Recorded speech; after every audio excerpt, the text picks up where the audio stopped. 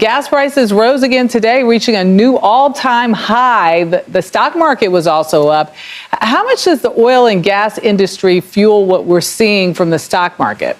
June 20th and Labor Day weekend. People are going to take their vacations, but they're going to find prices that might be between $4.50 to $6 on the coasts, the West Coast mostly. And, actually this weekend, there's not going to be a state with an average below $4 a gallon. That's where we're heading. The world just witnessed one of the most shocking geopolitical shifts in decades. Mozambique, a country often overlooked by Western analysts, has just flipped the global energy map upside down.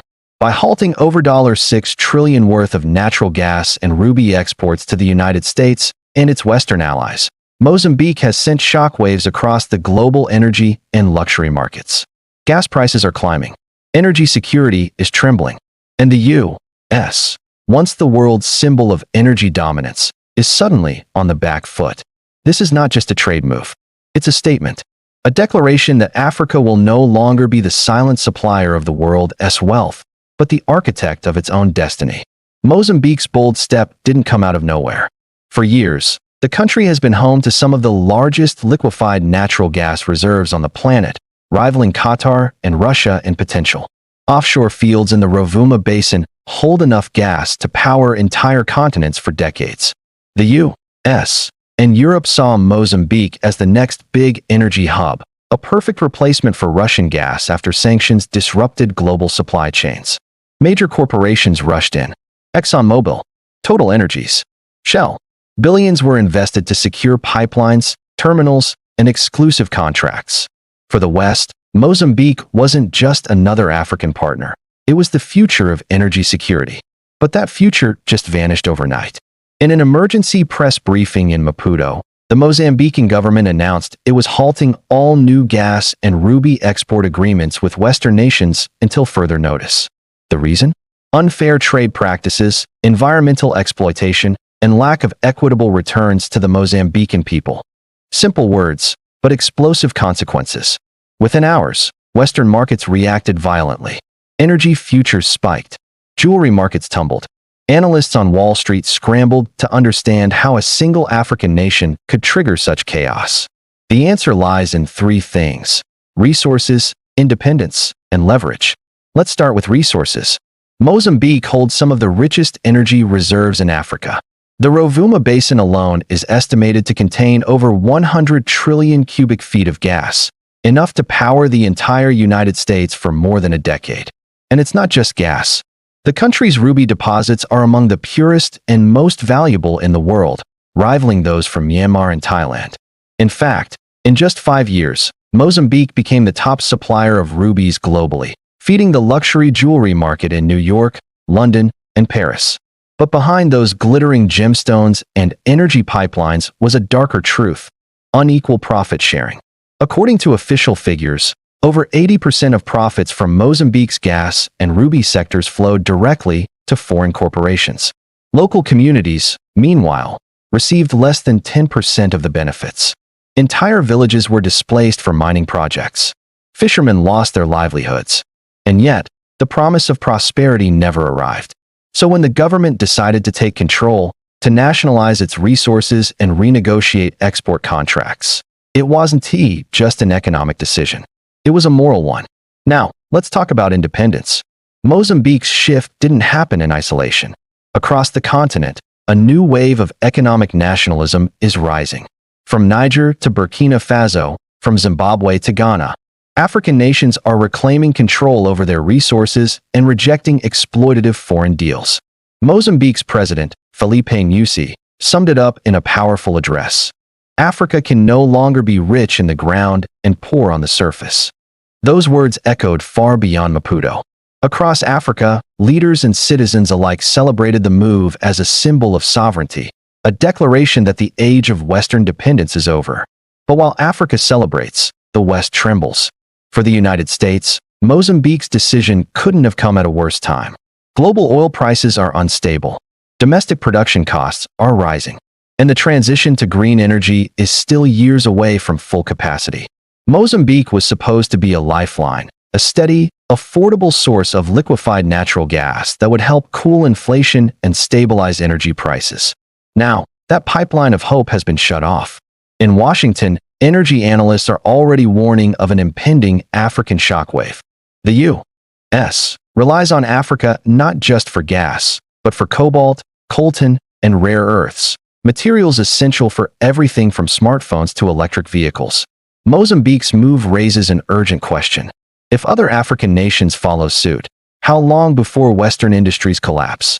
Imagine this: gas prices doubling in California, luxury jewelry chains in New York cutting prices as ruby supplies vanish, European industries competing desperately for limited African energy contracts. That's not a distant future. It's already unfolding. The ruby market, for example, has already begun to feel the shock. Major auction houses like Sotheby's and Christie's have postponed upcoming sales. Jewelry brands dependent on Mozambican rubies are now looking to synthetic alternatives. But there's a problem. Synthetic stones don't carry the same prestige. The global elite wants real African gems. And now, those gems are no longer for sale to the West. At the same time, global energy companies are quietly panicking.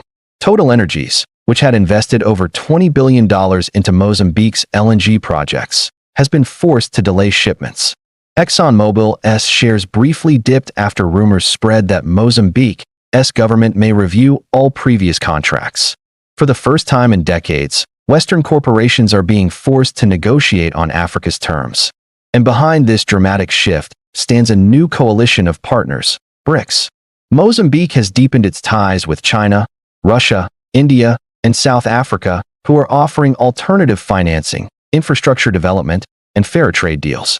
Beijing, in particular, has pledged billions in energy infrastructure support, allowing Mozambique to export to Asia instead of Europe. Moscow is exploring joint exploration projects in the Cabo Delgado region, and South Africa is building a new refinery hub to process Mozambique's gas regionally, keeping profits within the continent. This new alignment is the nightmare scenario Western policymakers feared, an Africa that trades within itself and with new partners, bypassing the West entirely. The ripple effects are already visible. Gas prices in Europe have surged. U.S. refineries are warning of upcoming shortages. And the global jewelry market is shifting toward African and Asian buyers.